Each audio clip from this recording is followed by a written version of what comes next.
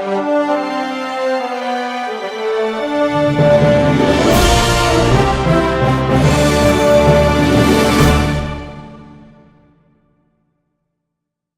quero convidá-lo a abrir a sua Bíblia no Evangelho segundo escreveu Lucas, no capítulo 2. Vamos ler apenas 2 versículos para iniciarmos a nossa meditação na Palavra de Deus nesta noite.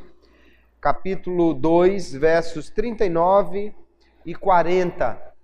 Vamos ler esse texto e começando com ele, mas você pode deixar a sua Bíblia aberta aí no capítulo 2 de Lucas, que tem muita informação que nós iremos ver neste momento e que certamente será de grande valia acompanharmos o texto da Palavra de Deus. Versos 39 e 40 dizem assim: E quando acabaram de cumprir tudo segundo a lei do Senhor, voltaram a Galiléia para a sua cidade de Nazaré. E o menino crescia e se fortalecia em espírito, cheio de sabedoria, e a graça de Deus estava sobre ele. Amém. Glória a Jesus. Nós precisamos conhecer melhor o Senhor Jesus. Mas precisamos entender, queridos, que a fonte para nós conhecermos o Senhor Jesus não é nos livros de história, não é nos livros chamados apócrifos, mas sim nos livros inspirados da Palavra de Deus. Ninguém tem maior autoridade para falar quem foi Jesus e o que ele fez do que a Bíblia Sagrada, que foi escrita principalmente com este propósito de nos revelar Jesus e o plano redentor de Deus através da sua obra. Então vamos olhar para a Bíblia e vamos, começando hoje, aprender mais sobre o Senhor Jesus, conhecer mais a Cristo. Hoje nós vamos ver sobre a sua infância e adolescência, o que Jesus fez neste período de infância e adolescência. Alguns que dizem que ele esteve no Tibete, outros dizem que ele esteve na Índia, outros dizem que ele esteve em outras partes do mundo e ali que ele aprendeu a doutrina que ele ensinou. Mas se nós olharmos para a Bíblia, vamos compreender o que a Bíblia nos fala sobre a infância de Jesus e o que daí podemos aprender sobre ele e também para a nossa instrução segundo a palavra de Deus. Obviamente, começamos falando sobre o nascimento de Jesus. O evangelista Lucas e o evangelista Mateus são os dois que falam realmente sobre o nascimento de Jesus. E Lucas diz que os pastores e também os anjos, eles foram os grandes testemunhos do nascimento de Jesus. Os anjos vieram dar testemunho e os pastores receberam testemunho de que Jesus estava nascendo na cidade de Belém, uma cena que muitas vezes já vimos ser representada no Natal, nos filmes, mas que precisamos entender que ali estava acontecendo, queridos, uma coisa extraordinária, é que o Filho de Deus, o Deus que criou os céus e a terra, estava se tornando homem, estava se fazendo carne, e aquilo realmente precisava ser marcante, aquela chegada do Salvador ao mundo. Então o texto de Lucas diz que os anjos foram anunciar aos pastores e eles correram até Belém, onde encontraram o menino Jesus, recém-nascido, numa manjedoura, porque não havia lugar para eles na estalagem. Quando nós vemos falar de estalagem, não vamos pensar num hotel, porque não tinha ainda esse tipo de estrutura naquela época. O mais provável é que fosse mesmo uma espécie de quarto de hóspedes que era alugado para alguém durante aquele período, ou alguma hospedaria muito simples que a pessoa morava naquele mesmo lugar e tinha mais alguns quartos que ele alugava para algum eventual viajante. Não era comum naquela época, ainda mais numa cidade pequena como Belém, ter esse tipo de visitante. Mas o que aconteceu? Deus fez com que o imperador romano fizesse um censo, um recenseamento no mundo todo. E um censo às avessas. Em vez de os recenseadores irem encontrar as pessoas onde eles moram e perguntar onde eles nasceram, ele mandou que as pessoas viajassem para a cidade onde eles nasceram e ali fizessem o censo. Uma coisa realmente que não dá para entender por que foi feito assim, a não ser entendendo que Deus fez com que o mundo inteiro se movesse para que Jesus pudesse cumprir as profecias e nascer em Belém da Judeia. Jesus então nasceu ali e quando nós vamos ver os pastores chegando, ele está recém-nascido. Mas no texto de Mateus, ele nos diz que houve a visita dos magos do Oriente. Os magos não vieram no mesmo dia dos pastores. Às vezes a gente vê aquela peça sendo representada aqui no Natal, ou mesmo em algum filme, parece que os pastores chegaram de noite e de manhãzinha os magos já chegaram, mas não foi assim.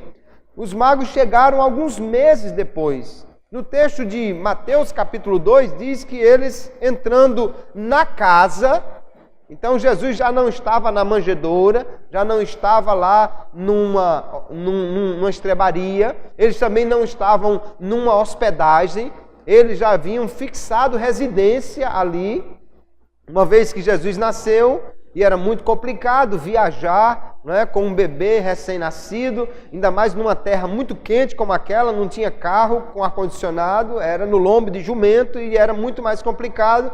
Então parece que José resolveu fixar residência em Belém durante algum tempo, até que o menino tivesse realmente em condições de viajar juntamente com a sua mãe. Então ele já estava numa casa. Alguns historiadores pensam em 6 meses depois que os magos tenham chegado, ou às vezes até em mais de 1 ano que esses magos tenham vindo.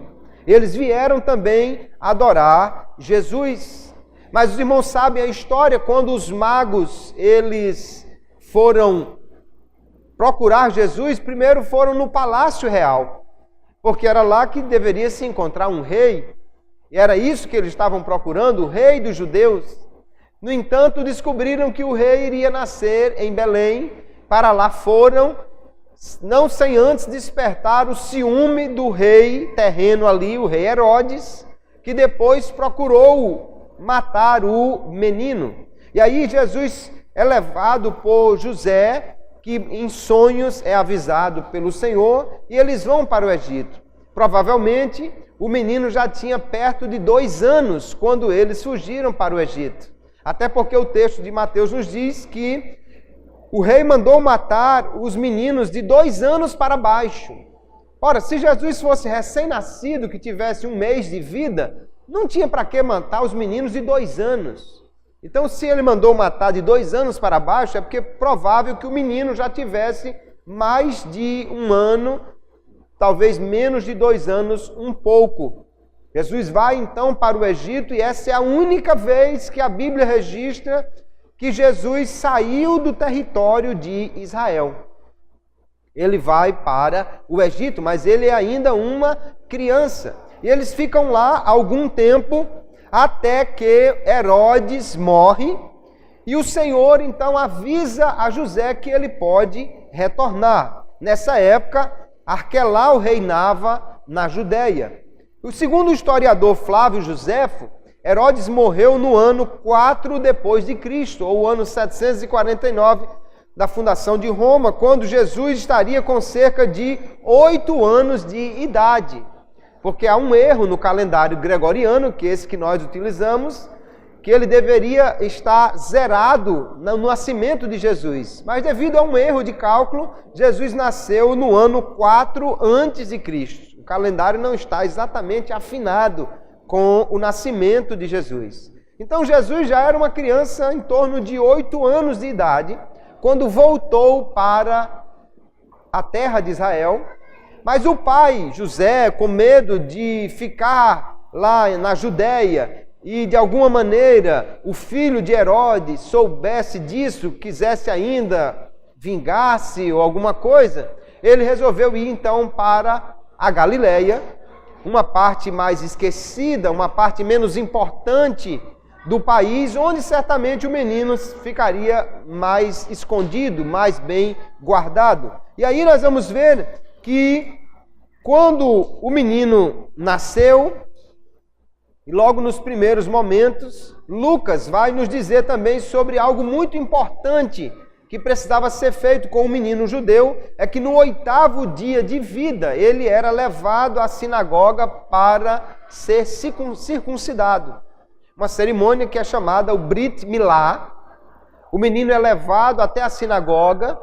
Na sinagoga, geralmente, há uma cadeira forrada de veludo roxo, que é chamada a cadeira do profeta Elias, onde o sacerdote senta-se e toma o menino e com uma faca, com a lâmina curva, ele faz então a circuncisão, que é algo que nós hoje chamamos de operação de fimose, né? É feita no órgão genitor da criança, e eles fazem no 8º dia. Eu li um estudo que no 8º dia de nascido, uma substância que controla o limiar de dor do nosso organismo está no seu ponto mais elevado, ou seja, é o dia da vida da pessoa que ela sente menos dor, é no 8º dia de nascido. E é exatamente nesse dia que Deus mandou fazer a operação na criança. E os estudos mostram que a recuperação do menino judeu que faz a circuncisão é mais rápida do que um menino que faça num hospital a operação de fimose. E aí Jesus, como cumpridor da lei, e o texto que nós lemos aqui diz exatamente que os pais de Jesus cumpriram tudo o que estava escrito na lei a seu respeito. Jesus foi um cumpridor da lei em essência desde o seu nascimento, e ele foi levado então para cumprir isso no 8º dia para ser circuncidado. Depois, no 40º dia, o menino era levado não à sinagoga, mas ao templo para ser apresentado ali no templo.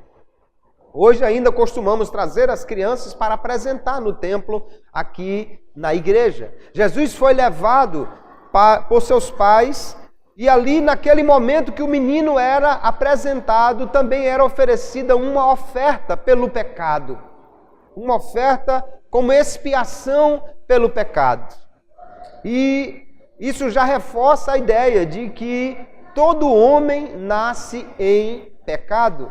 Embora com Jesus a coisa era totalmente diferente, porque ele foi gerado pelo Espírito Santo e nunca teve pecado. Mas seus pais resolveram levá-lo para cumprir a lei, até porque a oferta não era pelo pecado da criança simplesmente, mas a mãe também precisava ser envolvida nesse processo. A oferta era uma oferta que a lei determinava. E diz assim o texto de Levítico: fala aos filhos de Israel dizendo: se uma mulher conceber e tiver um varão, será imunda 7 dias. E no dia 8º se circuncidará ao menino a carne do seu prepúcio. Depois ficará ela 33 dias no sangue da sua purificação. E quando forem cumpridos os dias da sua purificação, por filho ou filha, trará um cordeiro de 1 ano por holocausto e um pombinho ou rola para expiação do pecado, diante da porta da tenda da congregação ao sacerdote. Então a lei mandava que trouxesse essa oferenda.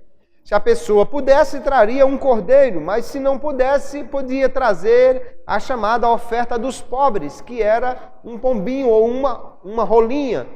Porque se ele não tivesse dinheiro, podia ir caçar ou montar uma armadilhazinha, né? E capturar uma rolinha e levar então como oferta. Ali no templo, eles encontraram Simeão e Ana. Simeão era um homem que o Espírito de Deus havia lhe revelado, que ele não morreria enquanto não visse o Messias. Eu não sei quantos anos ele tinha. Se a Bíblia dissesse que ele tinha 100 anos, eu acreditaria. Se a Bíblia dissesse que ele tinha 200 anos, eu acreditaria, porque Deus disse que ele não morreria enquanto não visse o Messias. E realmente ele toma o menino nos braços e diz: agora, Senhor, despede em paz o teu servo, porque os meus olhos já viram aquilo que o Senhor havia prometido, a salvação, a redenção para o teu povo Israel. Estava ali também uma senhora de 84 anos, viúva, chamada Ana, que alguém equivocadamente quer dizer que era a avó de Jesus. Não, Ana não tinha nenhum parentesco com Maria nem com José, porque o texto diz claramente que ela era da tribo de Assé, enquanto que Maria e José eram ambos da tribo de Judá. Então não havia nenhum parentesco. A genealogia de Jesus está bem definida, tanto em Mateus quanto em Lucas, e não inclui nenhuma pessoa que não seja da tribo de Judá, nenhuma pessoa da tribo de Assé. Então, essa ideia de que Ana é a avó de Jesus é um completo equívoco. Não dá para sustentar essa ideia segundo a Bíblia Sagrada. A oferta então foi trazida e nós vemos que eles eram pobres, trouxeram uma oferta de 2 pombinhas ou 2 rolinhas, que era a oferta mais simples que podia ser oferecido. Mas ali cumpriu-se a lei. Aquilo que era determinado pela lei foi cumprido com Jesus. Jesus era o unigênito Filho de Deus. Ele é o unigênito Filho de Deus, ou seja, o único. Mas quanto a Maria, ele foi o primogênito, ou seja, o primeiro. Porque o texto vai dizer que Maria teve filhos e filhas. Cita o nome de irmãos de Jesus e diz, e suas irmãs. Ele teve pelo menos 2 irmãs e pelo menos 3 irmãos. Então a família cresceu depois. Jesus foi apenas o primeiro, o primogênito. A lei dizia que o primogênito deveria ser resgatado, porque todo primogênito, segundo a lei, pertencia ao Senhor. Porque quando eles saíram do Egito, os primogênitos não morreram lá. Todos os primogênitos do Egito morreram, mas não os de Israel. E Deus disse, eu tomei os primogênitos para mim. E agora o pai vai ter que resgatá-lo. Todo pai que tinha que pagar uma espécie de uma taxa pelo filho primogênito, porque aquele filho era do Senhor e ele resgataria com um preço de 5 ciclos de prata, equivalente mais ou menos a 60 gramas de prata. E aí nós vemos no texto de Levíticos, capítulo 12, dizendo, tudo o que abrir a madre, de toda a carne que trouxerem ao Senhor, tanto de homens quanto de animais, será teu. Porém, os primogênitos dos homens resgatarás. Também os primogênitos dos animais imundos resgatarás. Os que, pois, deles se houverem de resgatar, resgatarás da idade de 1 mês, segundo a tua avaliação, por 5 ciclos de dinheiro, segundo o ciclo do santuário, que é de 20 geras. Então, no período de 1 mês, com 1 mês de vida, o menino precisava ser resgatado. Mas a Bíblia não traz nenhum registro que Jesus tenha sido resgatado, ou seja, que esta oferta tenha sido paga por Jesus. E aí é fácil da gente entender, porque na realidade Jesus não era filho de José. Se supunha, né, a Bíblia diz, fosse filho de José porque foi criado por ele. Mas Jesus não nasceu dos lombos de José, ele era e é filho de Deus. Então não houve, talvez, a necessidade de pagar o resgate pelo primogênito de Maria. E aí Jesus continua aqui o texto falando como os seus pais cumpriram toda a lei. E nós vamos ver, interessante, que Jesus, no período da sua infância, como toda criança, dependia dos pais. Mas os pais de Jesus, queridos, eram um casal assim exemplar. Era um casal exemplar, José e Maria, porque eles mostraram ser piedosos, tementes a Deus e cumpridores da lei, dando um exemplo realmente de vida piedosa. Nós já vimos que eles cumpriram a lei ao circuncidar o menino, ao levá-lo para apresentar no templo, ao levar a oferta. E nós vamos ver mais adiante que todos os anos eles iam para celebrar a Páscoa em Jerusalém, como estava ordenado na lei. Então, uma vez por ano, eles subiam a Jerusalém para celebrar aquela que era a maior das festas, a maior das celebrações, quando eles lembravam e agradeciam a Deus da sua saída do Egito, como Deus tirou-os de lá com mão forte. Vamos lembrar que Jesus voltou para o território de Israel aproximadamente com 8 anos de idade. Depois que o menino cresceu um pouco mais, e o texto que nós lemos diz que ele crescia, que ele se fortalecia, que a graça de Deus estava sobre ele, quando ele estava com 12 anos de idade. Então os seus pais resolveram levá-lo a Jerusalém, para que ele pudesse já ir se preparando para uma importante cerimônia que aconteceria no ano seguinte, que é a iniciação religiosa do menino. Então, quando ele estava já com 12 anos, diz o texto de Lucas capítulo 2, que os seus pais, indo a Jerusalém para a festa da Páscoa, levaram o menino com eles. Era aqui a primeira vez que Jesus vai a Jerusalém, cidade que seria palco de muitas coisas na sua vida, inclusive do grande desfecho da sua passagem aqui nesta terra, que é a sua morte e a sua ressurreição. Então nós vamos ver que os pais de Jesus fizeram um esforço, irmãos. Nazaré fica a cerca de 120 quilômetros. Ora, 120 quilômetros hoje, você pega o carro e com menos de 2 horas de viagem você está lá, estrada asfaltada, um carro que anda bem. Mas naquela época nada disso era dessa forma. Era feito no lombo de um animal, levava dias para fazer essa viagem. Muitos peregrinos iam para Jerusalém para o sacrifício, levavam animais. Então aí ia uma caravana, conduzindo tudo isso. Mas veja que apesar de eles serem pobres, eles se esforçaram para cumprir aquilo que a lei determinava para ir ao culto ordenado por Deus em Jerusalém. Isso é um exemplo para nós, irmãos, porque às vezes nós nos acomodamos. Moramos a muito menos do que 120 quilômetros da igreja. Às vezes moramos a 120 metros da igreja. E às vezes, por alguma razão, deixamos de estar no culto.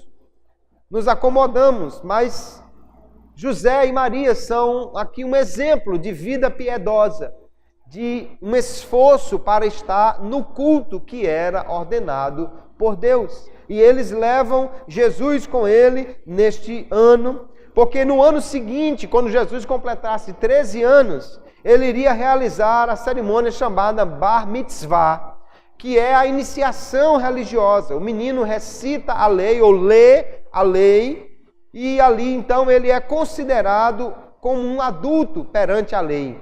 Passa a ter as mesmas obrigações religiosas de todas as pessoas.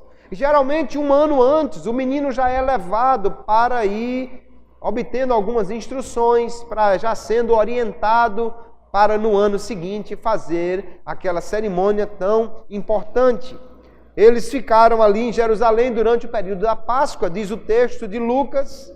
No retorno, alguns historiadores dizem que para facilitar, a caravana das mulheres partia na frente, levando os animais, caminhando num passo mais lento. E a caravana dos homens ainda ficava por ali resolvendo alguma coisa e depois é que seguia.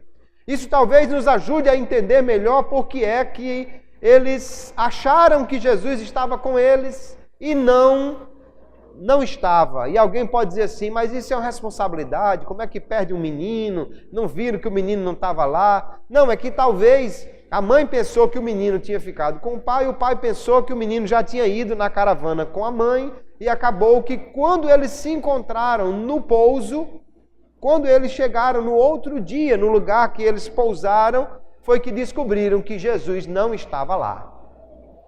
E qualquer mãe ou pai que já perdeu um menino, até assim no shopping ou na feira, sabe que isso causa uma inquietação muito grande, corre daqui, corre dali, pergunta, alguém viu Jesus? E foram encontrar o menino já no 3º dia, e ele estava no templo, conversando com os doutores da lei.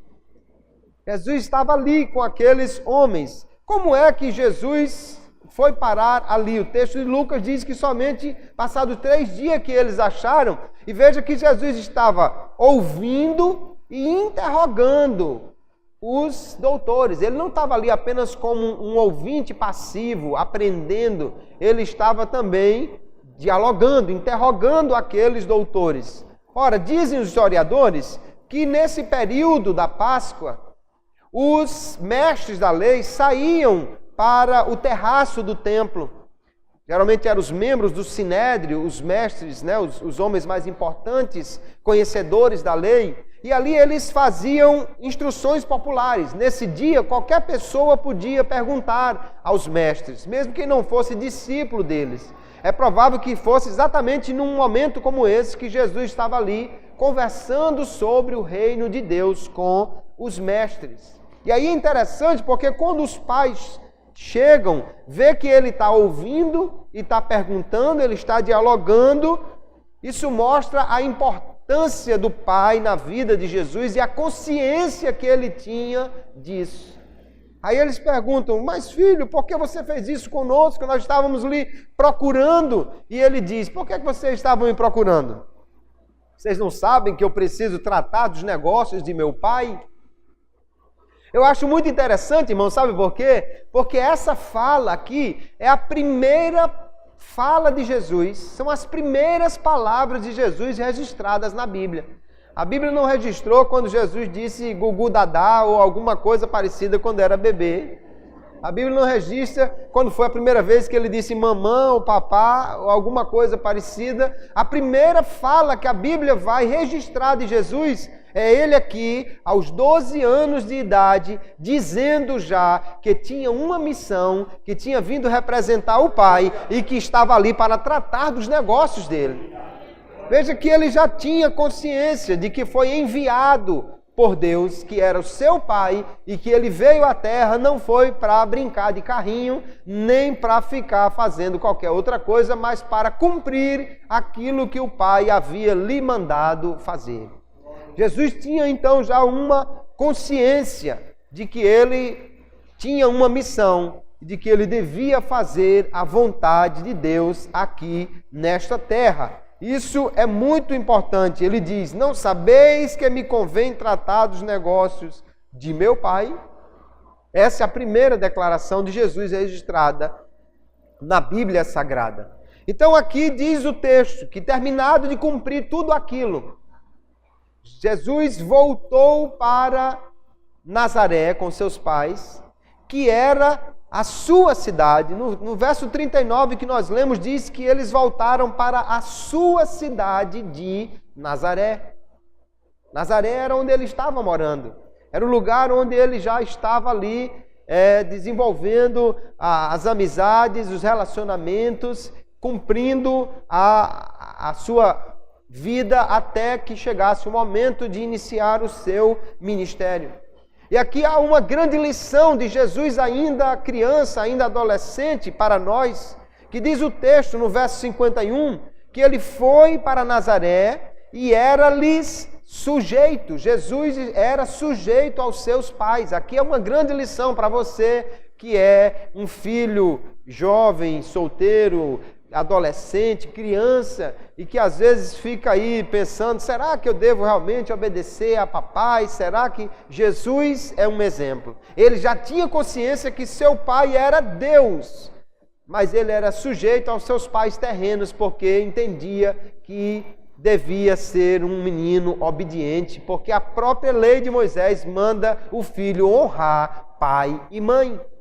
E diz ainda que ele crescia em sabedoria, em estatura e em graça, para com Deus e com os homens. Então ele mostra aqui que já tinha essa orientação de servir a Deus, mas também já tinha a orientação de crescer em graça diante dos homens, de respeitar os homens, de ser alguém que também respeitava os outros.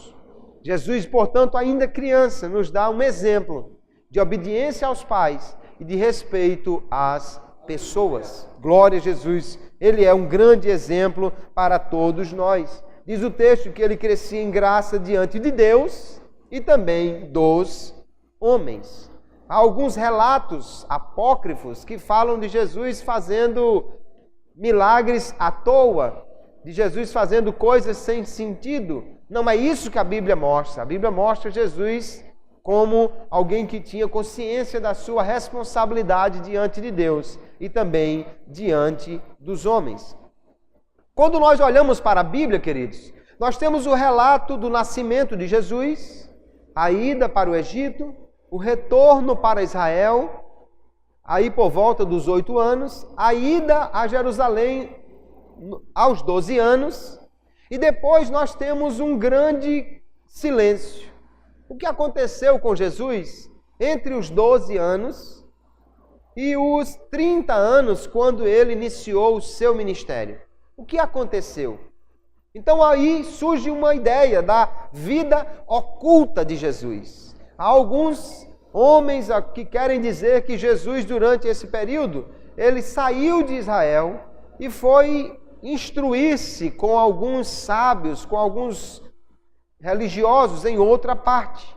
Há um livro chamado Evangelho de Jesus o Cristo para a Era de Aquário, que diz que ele peregrinou no extremo oriente, na Índia, no Tibete, aprendendo com os seus gurus.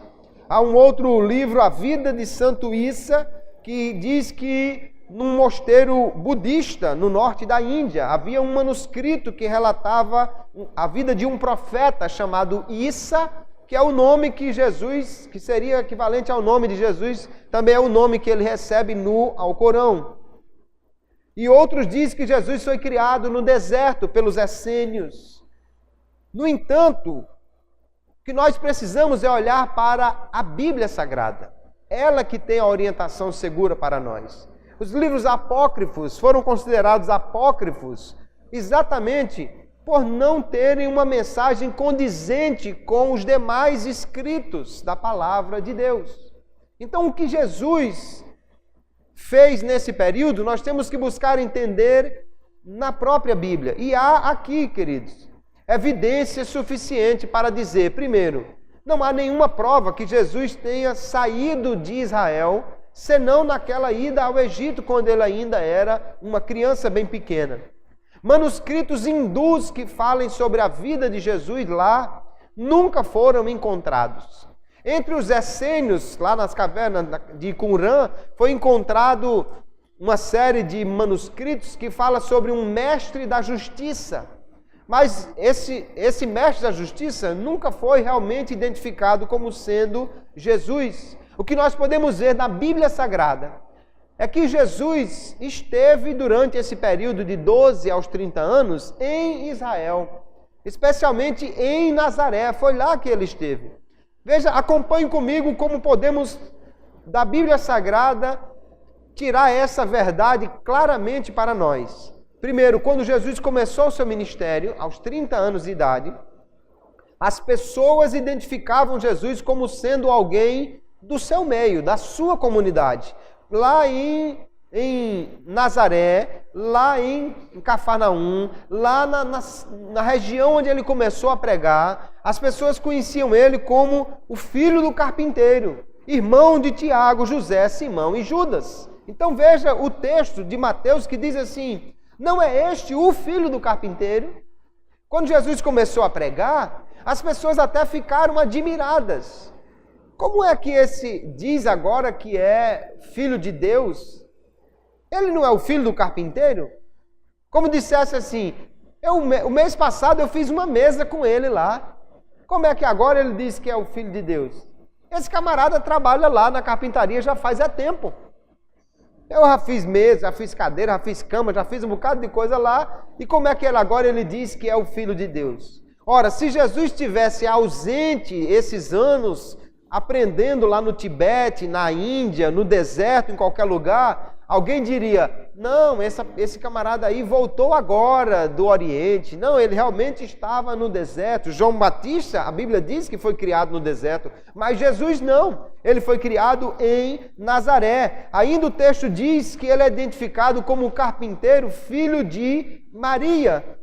E de novo dá o texto os seus irmãos, Tiago, José, Judas e Simão, e estão conosco suas irmãs, e diz o texto, escandalizavam-se nele.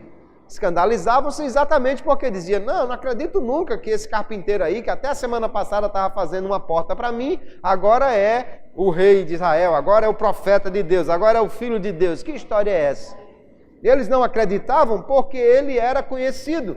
Também era chamado filho de José, Lucas 4:22. E todos se maravilhavam do que ele dizia. E diziam, não é este o filho de José?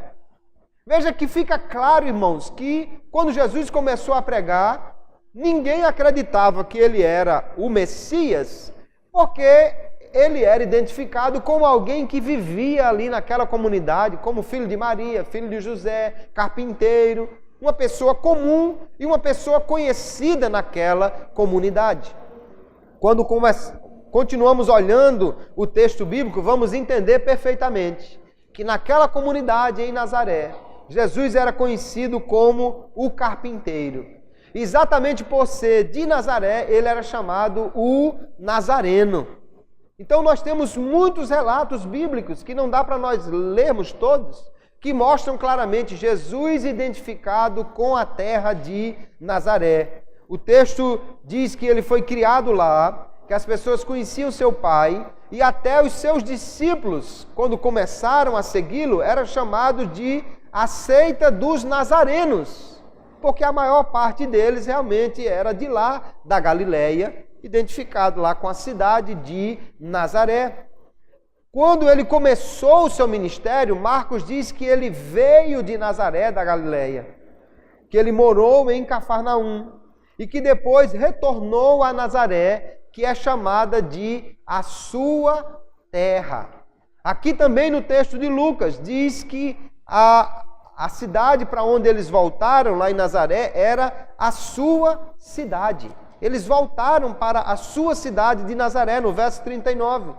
E então Jesus cresceu ali, cresceu como carpinteiro, cresceu como filho de José, cresceu como um trabalhador. José é bem provável que tenha morrido logo depois que eles foram morar lá em Cafarnaum, ou melhor, em Nazaré.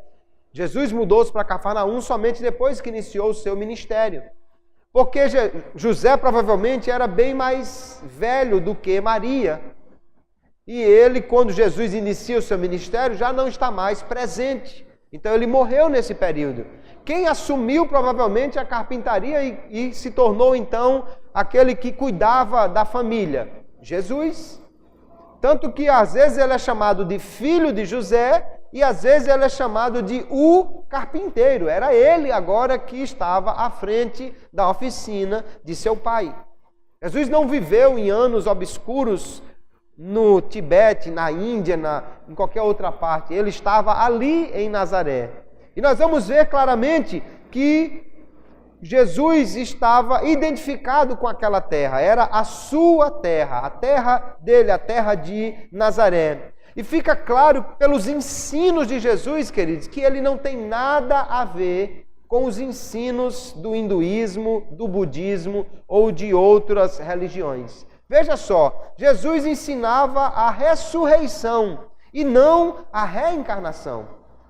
Budismo, hinduísmo, eles falam de reencarnação. Dizem que o homem volta a essa terra e entra numa roda chamada Sansara, onde ele vai se purificar através de múltiplas encarnações. Jesus não ensinou isso. O que ele ensinou foi acerca da ressurreição dos mortos. E ele diz que Deus é o Deus de vivos e não o Deus dos mortos. Jesus ensinou a ressurreição e ele mesmo ressuscitou ao terceiro dia de entre os mortos. Ele ressuscitou algumas pessoas, como a filha de Jairo, o filho da viúva de Naim, o próprio Lázaro. Jesus nunca ensinou reencarnação, mas sim ressurreição. Jesus ensinava que os seres humanos, nós, temos mais valor do que os animais. Ele disse no Sermão do Monte: olhai para as aves do céu que não semeiam, nem cegam, nem ajuntam em celeiros. Vosso Pai Celestial as alimenta, não tendes vós muito mais valor do que elas. Jesus disse que nós valemos mais do que as aves, mais do que os animais. Mas para os hindus, não, os animais são sagrados. Lá os animais são considerados deuses. Ninguém mata uma vaca, nem que esteja morrendo de fome, porque ela é um deus. E você não pode matar os animais. Jesus ensinou diferente. Jesus cria em um único Deus. E ele ensinou então que o primeiro de todos os mandamentos é: ouve Israel, o Senhor nosso Deus é o único Senhor. Enquanto que os hindus são politeístas, eles têm milhões de deuses. Milhões de deuses. Lá todo bicho é Deus. Tem o templo dos ratos, e tem rato porque o povo leva comida e eles infestam tudo. Tem o templo dos babuínos, dos macacos, das baratas, de tudo no mundo tem templo. E toda criatura lá é Deus. Tem o templo dos 1000 Budas. Tem um mago, um gordo, um bem gordão, um bem maguinho, um bem altão, um bem baixinho, e você escolhe o que mais parece com você para você adorar. Jesus nunca ensinou isso. Jesus ensinou que há um único Deus, Ele é o único Senhor. Veja que o ensino de Jesus nada tem a ver com o ensino dos hindus, dos budistas. Jesus comia carne de animais, coisa que os hindus e budistas não fazem, evitam. Quando nós vamos ver Jesus lá na praia, lhe apresentaram um peixe assado e um favo de mel, e ele tomou e comeu. Até eu, se eu estivesse lá também, comia, que maravilha, peixe assado. Com mel nunca experimentei não, mas se alguém souber a receita e quiser fazer. O que estava claro aqui é que Jesus comia carne de animal, enquanto que algumas religiões asiáticas realmente evitam isso. Jesus declara que a salvação vem dos judeus, lá conversando com a mulher samaritana, e não dos supostos gurus lá do hinduísmo ou do budismo. E por último, Jesus sempre citou o Antigo Testamento e nunca citou os Vedas, que são os livros sagrados do hinduísmo. Jesus nunca citou nenhum outro texto que não fosse o Antigo Testamento, a lei de Moisés, os profetas, os escritos. Então fica claro que Jesus nunca foi aprender com nenhum sábio, com nenhum guru. Jesus, pelo contrário, ele foi ensinar aos homens, sendo ele a revelação de Deus para nós. Jesus, portanto, nunca esteve fora da terra de Israel aprendendo com algum mestre de outra religião. Fica claro que ele nasceu em Belém, que ele morou ali provavelmente até os 2 anos de idade, que ele passou algum tempo no Egito, mas como criança fugindo da perseguição de Herodes. Depois retornou para Nazaré. E daí por diante, excetuando-se essa viagem a Jerusalém na Páscoa, quando tinha 12 anos, Jesus morou ali em Nazaré. Ele viveu ali naquela cidade. Ele era conhecido na comunidade. Sua mãe, seu pai eram identificados como gente que morava ali. Seus irmãos e irmãs eram identificados e as pessoas conheciam os seus nomes. E quando ele começou a pregar, as pessoas até duvidaram que ele fosse o Messias. Duvidaram que ele fosse quem dizia ser, porque ele era uma pessoa comum, conhecida no meio daquela comunidade. Não há, portanto, irmãos, nenhum tipo de sustentação para provar que Jesus aprendeu com mestres do hinduísmo, do budismo ou de qualquer outra religião. E alguns dizem assim, mas quando João Batista começou, teve um problema aí. João Batista, os essênios, alguém vai dizer, há uma identificação de Jesus com esse povo.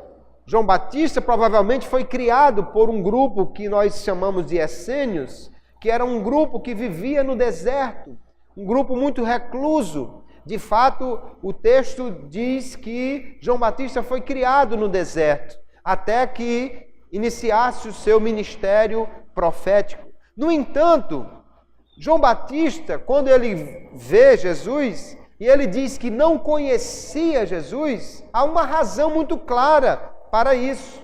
Não é porque Jesus tinha se mudado para outro país, Jesus tinha morado muitos anos longe. Veja que João Batista diz assim, João capítulo 1, verso 31.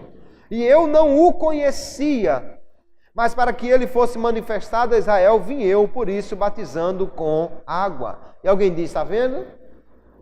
João Batista, que era primo dele, não conhecia. É porque ele passou muitos anos morando fora. Jesus viajou para a Índia, por isso que João Batista nunca conheceu Jesus. Não, fica claro, irmãos, que eles moravam longe um do outro. Enquanto João Batista morava nas montanhas da Judéia, Jesus foi morar lá na Galileia, junto ao mar, ao mar da Galileia, né? Ao mar de Tiberíades. Então, eles não se conheceram. Se alguém foi morar numa região afastada, foi João Batista, que o texto diz que ele foi criado no deserto. Então não há nenhuma confusão aí porque Jesus tivesse ido morar longe. Veja que o texto de Marcos diz assim, aconteceu naqueles dias que Jesus, tendo ido de Nazaré da Galileia, foi batizado por João no rio Jordão. Então Jesus foi criado na região norte, na Galileia, enquanto João foi criado na região sul, lá na Judéia. É como se alguém que foi criado a vida toda aqui em Natal e o outro foi criado a vida toda lá na tromba do elefante e eles nunca se encontraram porque é distante. É distante. Naquela época as viagens eram muito mais complicadas. Quando Jesus começou o seu ministério, que foi da Galileia para a Judéia, aí encontrou João que estava batizando no Rio Jordão, por isso que João Batista diz, eu não o conhecia. E quanto aos essênios que viviam lá no meio do deserto, Jesus esteve no deserto, mas apenas por um breve momento quando foi tentado. Foi levado pelo Espírito ao deserto para ser tentado. No entanto, nos escritos encontrados lá nas cavernas do Mar Morto, não há nenhuma evidência que ligue Jesus a este grupo recluso, esse grupo de ascetas. O chamado mestre da justiça pode ser qualquer rabino, pode ser qualquer pessoa entendida na lei, mas não há relatos que possam realmente identificar essa pessoa como sendo Jesus. Então nós precisamos nos voltar para a Bíblia Sagrada para poder entender essas coisas. Veja que o texto de Lucas diz que o menino crescia, e esse menino aqui ele está falando de João Batista. Ele foi criado no deserto até o dia que foi mostrado a Israel. Mas Jesus não foi criado no deserto. Jesus foi criado lá em Nazaré. Foi criado na beira da praia. Enquanto João Batista que foi criado no deserto, portanto, viveram separados um do outro até que se encontraram no início do ministério de ambos, porque João era o precursor do Messias. Então, quando nós olhamos para isso tudo, alguém pode perguntar, o que Jesus fez entre os 12 e os 30 anos? Será que ele andou em algum lugar distante? A Bíblia fala um pouco, né? Até os 12 anos. Quando Jesus nasceu, quando foi ao Egito, quando voltou para morar em Nazaré, quando foi a Jerusalém, depois não há mais um registro disso. Só Jesus por volta dos 30 anos quando vai iniciar o seu ministério. E aí então surgem as especulações. Mas quando olhamos para a Bíblia, podemos entender o que Jesus fez durante esse período. Sabe o que Jesus fez? Muita cadeira, mesa, porta, janela. Foi isso que ele fez durante esse período. Ele era carpinteiro. Está claro no texto que ele foi identificado como sendo alguém que trabalhava em Nazaré, conhecido naquela comunidade. Então não podemos nos deixar levar por escritos apócrifos, por histórias inventadas por homens. O que a Bíblia mostra claramente é que Jesus nasceu em Belém, que ele cresceu em Nazaré, quando iniciou o seu ministério ele morou em Cafarnaum. Não há nenhuma evidência que Jesus tenha viajado para um outro país, a não ser aquela viagem ao Egito quando ainda era uma criança. E isso é extraordinário, irmãos, porque um homem nascido numa terra pequena e desconhecida como a Palestina, um homem que foi criado numa região pobre, que não tinha grande influência sobre o mundo, um homem que nunca viajou para outros países, um homem que nunca escreveu um livro, um homem que nunca fez coisas que nós diríamos que eram necessárias para poder se tornar uma pessoa influente. No entanto, essa pessoa, Jesus Cristo de Nazaré, é o homem mais influente que jamais existiu neste planeta. Ninguém foi tão mencionado em livros, em poesia, em música, como Jesus de Nazaré. Ninguém jamais teve um número tão grande de seguidores e ao mesmo tempo de opositores, senão este homem chamado Jesus de Nazaré. Ele nunca saiu de Israel, mas a sua história e os seus ensinos, os seus milagres e a sua obra alcançou o mundo inteiro e chegou até nós, e por isso nós estamos aqui hoje, aprendendo um pouco mais sobre Jesus, aleluia, para também falar dele para os outros. Jesus, queridos, não aprendeu de nenhum mestre hindu, de nenhum mestre budista, de nenhum mestre de outra religião. Fica claro que os ensinos de Jesus, ele aprendeu de seu Pai. Ele dá testemunho, João capítulo 14, quem não me ama, não guarda as minhas palavras. Ele diz, ora, a palavra que ouvistes não é minha, mas do Pai que me enviou. Aleluia! Jesus é a revelação de Deus para nós. Ele é a verdadeira luz de Deus que veio ao mundo, que ilumina todo homem. Então, o que aprendemos com Jesus não é simplesmente um repasse dos budistas, dos hinduístas, mas é a palavra de Deus, a vontade de Deus, a vontade do Pai, revelada aos homens na pessoa bendita de Jesus Cristo, o Filho de Deus. Não temos nenhuma razão para pensar diferente disso, porque a Bíblia é muito clara em mostrar isso. Os evangelhos, apesar de trazerem um múltiplo testemunho, porque são 4 evangelhos, e cada um deles fala de uma forma diferente de Jesus, mas esses evangelhos, irmãos, eles não são uma biografia de Jesus. O interesse dos evangelistas não é contar tudo o que Jesus fez. Por isso há aquele intervalo dos 12 aos 30 anos. Porque o foco do Evangelho não é contar simplesmente a história de Jesus, mas é o registro inspirado do que Jesus ensinou, dos milagres que ele praticou, de como ele sofreu por nós, de como ele morreu ali na cruz e como ele ressuscitou ao 3º dia, e isso para que o homem pudesse ser salvo crendo nele. Então o foco das Escrituras está na obra de Jesus e não na sua história quando era jovem. O foco das Escrituras está no que Jesus fez por nós e não apenas do que ele praticou quando era ainda um adolescente ou um jovem. Tudo o que é falado de Jesus na sua infância e adolescência é para nos mostrar que ele era um cumpridor da lei, que ele tinha já consciência de quem ele era e que seus pais o criaram dentro da lei de Moisés, que era a orientação que eles tinham de Deus para viver de uma forma que agradasse a ele. Então o testemunho aqui é suficiente das Escrituras para acreditarmos que Jesus viveu em Israel, morreu em Israel e, portanto, não tem nenhuma ligação com nenhum outro mestre de outra religião. Sabe, para que a Bíblia foi escrita, não é para nós conhecermos detalhes da vida de Jesus. A Bíblia não é uma espécie de revista caras da antiguidade para você saber tudo que Jesus fez. Não, a Bíblia é o relato que traz o projeto de salvação de Deus para o homem.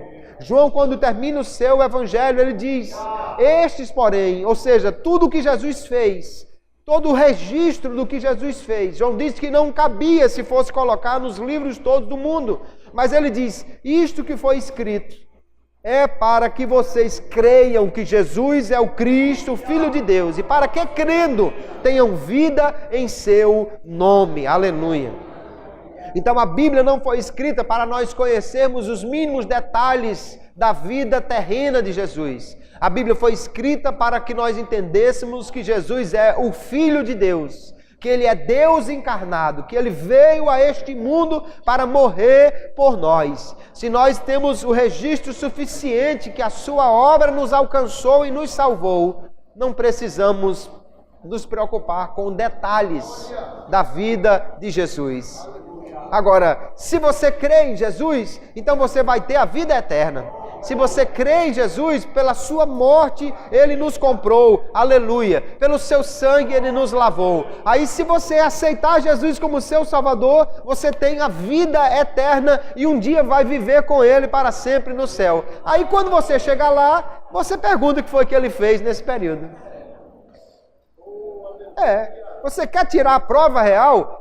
Creia em Jesus, aceite-o como seu Senhor e Salvador. E quando chegar no céu, você vai ter tempo demais para perguntar: Jesus, vem cá, e ali, depois dos 13 anos, como é que foi, o que é que o Senhor fez? E Ele vai lhe contar essa história, aleluia. Mas o mais importante relato da Bíblia é mostrar o que Jesus fez por nós. E Ele fez tudo o que era necessário por nós, para que nele nós tivéssemos a vida eterna.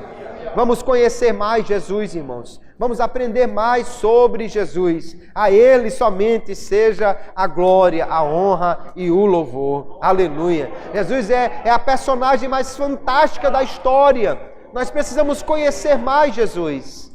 Certamente, daqui até o final do ano, as pessoas vão começar a falar mais de Jesus, vão começar a passar os filmes sobre Jesus, vão começar a escrever livros e a falar sobre o que Jesus fez. Mas nenhum desses relatos é um relato tão fiel quanto o relato da Bíblia Sagrada sobre a história de Jesus. Você quer conhecer Jesus? Leia a Bíblia Sagrada, leia os Evangelhos, leia a Palavra de Deus. Ela vai lhe ensinar sobre Jesus. E você precisa conhecer Jesus. Você precisa saber mais sobre Jesus. Você precisa estar apto para falar de Jesus para os outros. Então conheça Jesus. Você quer se preparar para o Natal? Tem gente que está se preparando para o Natal, indo para a praia pregar um bronze. Tem gente que está se preparando para o Natal, fazendo um regime para poder no Natal poder comer bastante. Você quer se preparar para o Natal? Conheça mais sobre o personagem do Natal. Conheça mais sobre o Cristo do Natal. Aprenda mais sobre Jesus. E quando chegar no Natal, você vai estar preparado para dizer ao mundo quem é aquele que nasceu em Belém, morreu em Jerusalém, mas está vivo e pode dar a vida eterna a todo aquele que nele crê.